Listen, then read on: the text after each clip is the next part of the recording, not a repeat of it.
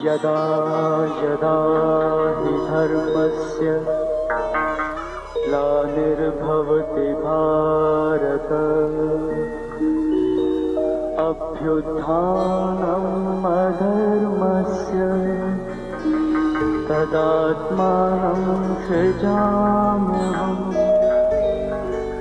परित्राणाय साधूनां विनाशाय च दुष्कृताम् धर्म संस्थापनार्थाय संभवामि युगे युगे।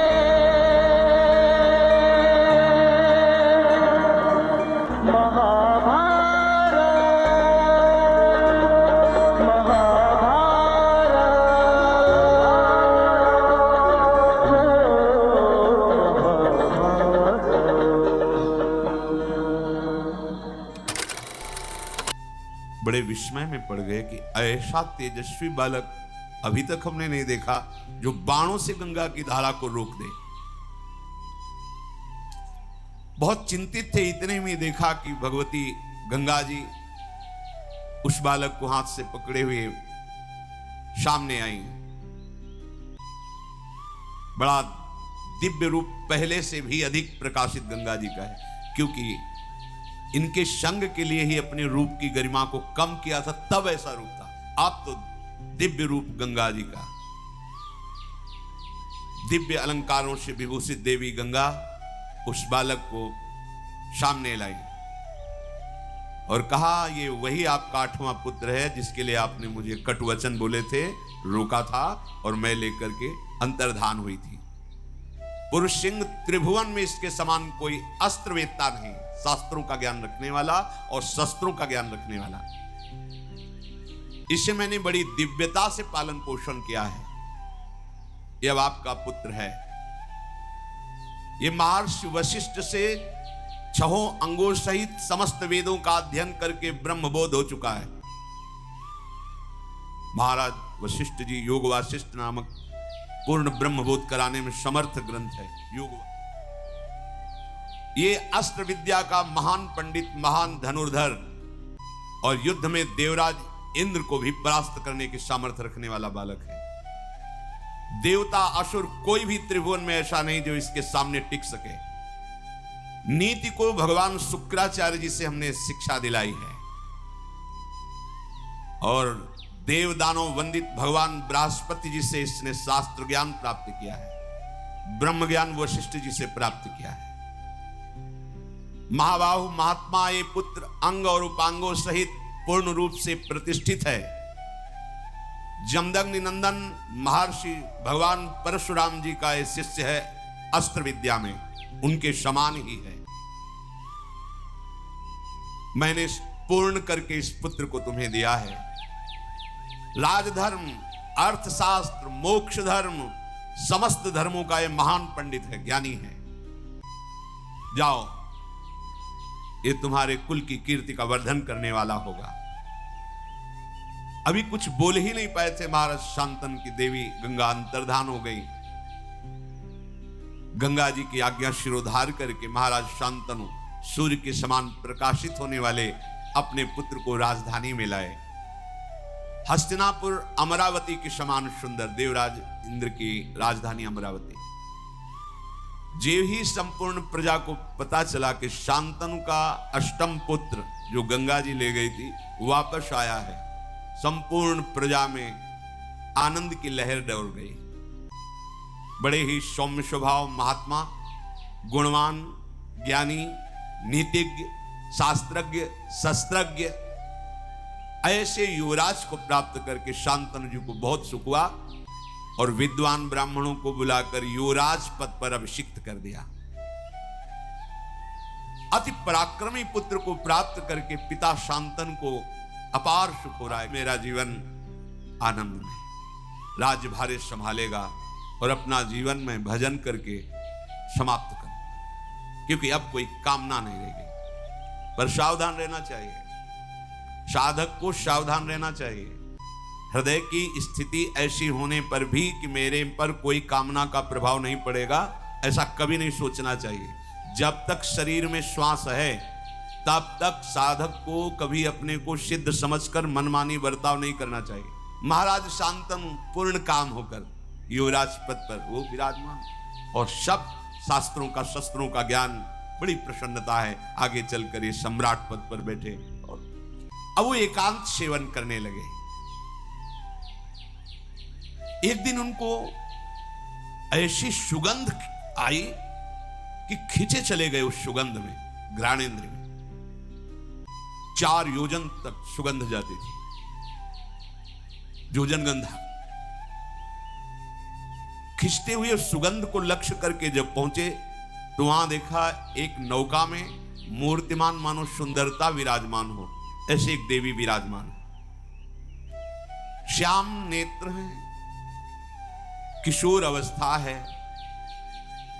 देखते ही महाराज का चित्त जो कह रहा था कि अब तो पूर्णता है, अब कुछ नहीं चाहिए, बदल गया। कश्य तुमश काचासी किमचा भीरु चिकीर्षसी, तुम कौन हो, किसकी पुत्री हो और यहां नाव में कैसे बैठी हो? चक्रवर्ती सम्राट है। खड़ी हो गई आसन से, नाव से प्रणाम किया और कहा, राजन आपका सदैव मंगल और कल्याण हो।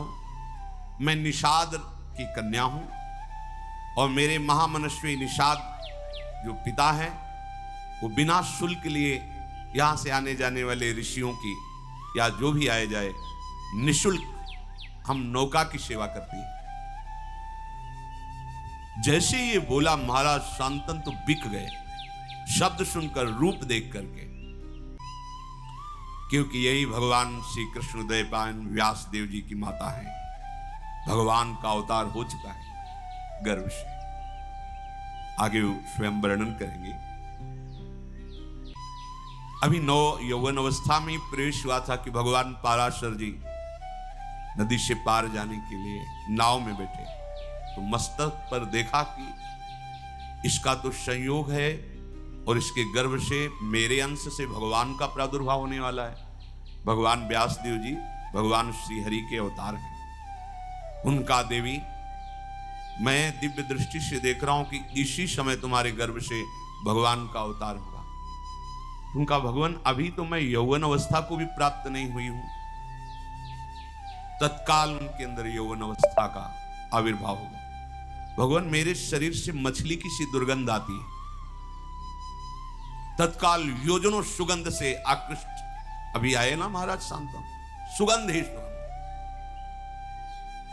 महाराज, दिन का प्रकाश है, भारी कोहरा पैदा कर, समर्थ भगवान पाराशर। महाराज, अगर गर्भ हुआ तो हमसे फिर ब्याह कौन करेगा?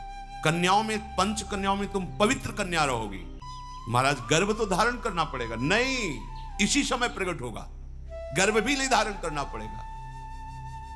भगवान पाराशर जी की कृपा से उसी समय श्री कृष्ण द्वैपायन भगवान व्यासदेव जी का प्रादुर्भाव, और प्रकट होते ही मृगचर्म कमंडल हाथ में लिया और प्रणाम किया।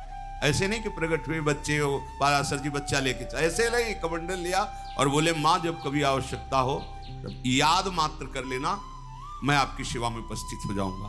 श्री कृष्ण द्वैपायन भगवान व्यासदेव जी की मां है।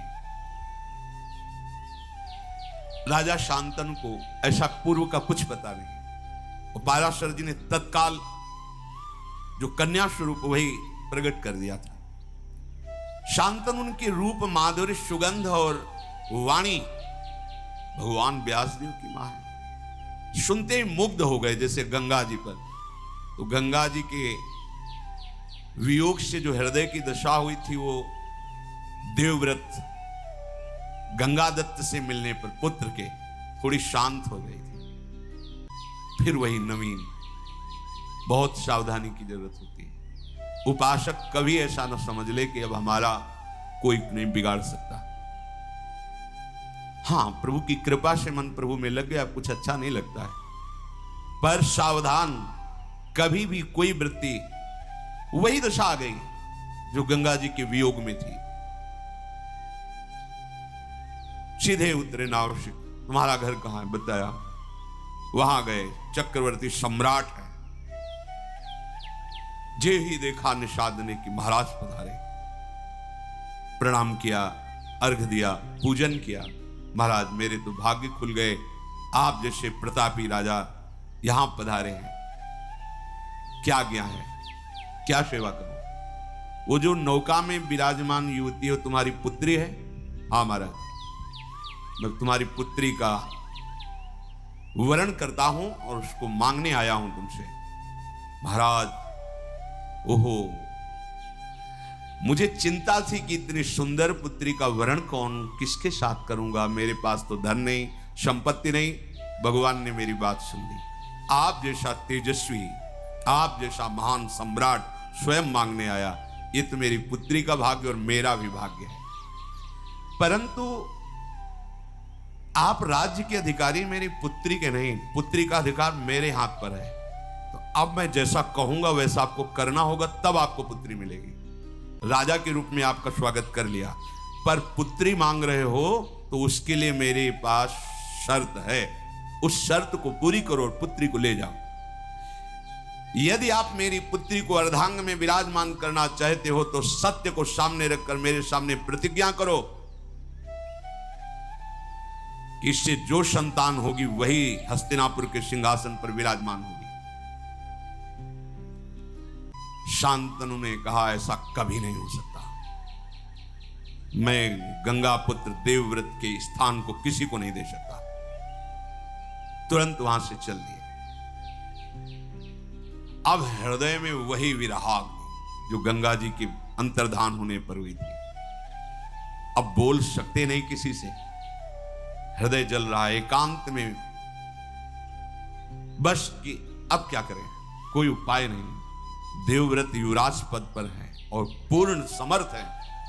मैं उनके भाग्य पर ऐसा नहीं कर सकता कि वो राजा ना बने और इसका पुत्र राजा बने, कभी नहीं कर सकता। अपने सुख के लिए ऐसा कभी नहीं कर। दुचित हो गए, इधर ये भाव और उधर उस रूप और वाणी को सुनने के बाद बिक गए महाराज शांतनु। रोज का रोज शरीर बीमार होने लगा, अस्वस्थ होने लगे महाराज शांतनु। देवव्रत ने एक ही दृष्टि में देखकर पहचान लिया कि कोई आंतरिक विषय है जिस पर महाराज अस्वस्थ हो रहे हैं। जाकर के प्रणाम किया और कहा, पिताश्री आपका कुशल मंगल। भूमंडल का क्या कोई ऐसा भी नरेश है जो आपकी आज्ञा का पालन नहीं कर रहा? आप आदेश कीजिए, अभी मैं उसको परास्त करके आपके चरणों में। या कोई आपकी ऐसी आंतरिक दुख वृत्ति है जो आप किसी को बता नहीं सकते। अब आपका मौन रहना ठीक नहीं। आपके स्वास्थ्य के लिए आप चक्रवर्ती सम्राट पद पर हैं, आपको बोलना ही होगा, आपको हमसे बात करनी होगी। आपकी कांति मलिन हो रही है, आपका शरीर पीला हो रहा है, आप खिन्न हैं। साधारण बात तो है नहीं, ये कोई रोग नहीं है। मैं जानता हूं कि मैं प्रतिकार कर सकता हूं आपके इस चिंतन का, पर आपको उत्तर देना होगा। शांतन ने कहा, बेटा इसमें संदेह नहीं कि मुझे कोई रोग नहीं है। मैं भारी चिंता में डूब गया हूं। कैसे तुम्हें बताऊं, तुम पुत्र हो, कैसे तुम्हें अपनी चिंता की बात बताऊं? पर जब तुम पूछ रहे हो तो तुम इस विशाल वंश के मेरे एक ही पुत्र हो। मुझे पूर्ण पता है कि तुम पुरुषार्थ में समर्थ हो। मुझे पूर्ण विश्वास है हस्तिनापुर के सिंहासन की योग्य भी तुम ही हो। पर मैंने एक नवयुवती देखी तो मैंने विचार भी किया कि अगर एक पुत्र पे कोई संकट आ जाए तो पूरा का पूरा सिंहासन खाली। इस भाव की पूर्ति के लिए भी, और मेरा मन भी आसक्त हो गया है, इसके लिए मैं द्वितीय विवाह करना चाहता था, पर ऐसी शर्त रख दी कि मैं उसे निर्वाह नहीं कर सकता। तुम्हारा कल्याण हो, तुम आनंदित रहो, तुम शूरवीर हो, कभी किसी बात को सहन ना कर सको ऐसा नहीं। धैर्यवान हो, मेरी बात को छुपाओ और तुम राज्य सेवा में लगो। मैं संदेह में पड़ गया हूं, जब तक ये संदेह निवृत्त नहीं होगा तब तक मुझे शांति नहीं मिलेगी। अपने पिता के हितैषी बूढ़े मंत्रियों को बुलाया और कहा, साफ साफ बताओ। पिता ने बताया नहीं। किससे आसक्त हैं पिताजी? क्या शर्त है?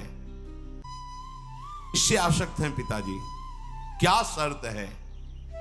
तो उनका, मैं इतना जानता हूं कि कोई निषाद राज की कन्या है, पर शर्त क्या है मुझे पता नहीं। ये तो सारथी ही बता सकता है, क्योंकि महाराज का सारथी महाराज के साथ वहां तक गया था, हम सब पीछे ही थे।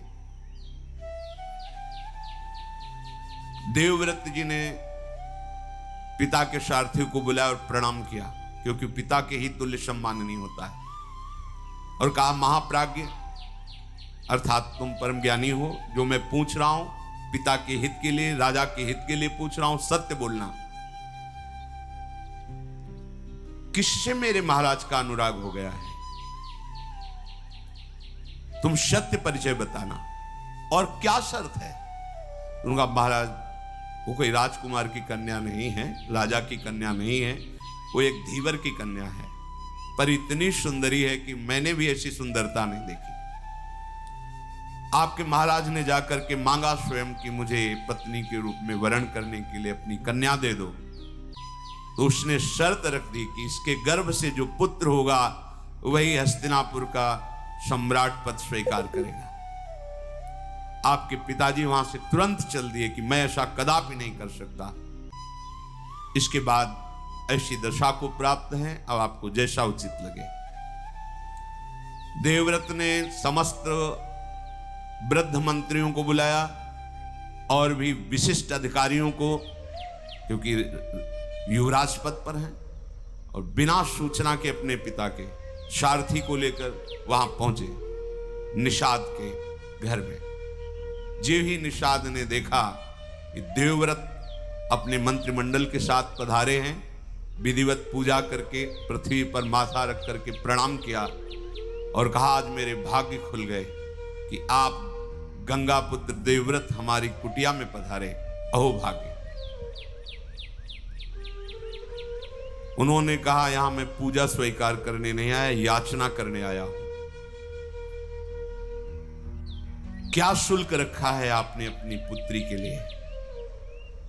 जो भी चाहोगे मैं तुम्हें दूंगा, पर मेरे पिताश्री के लिए तुम्हारी ये कन्या चाहिए।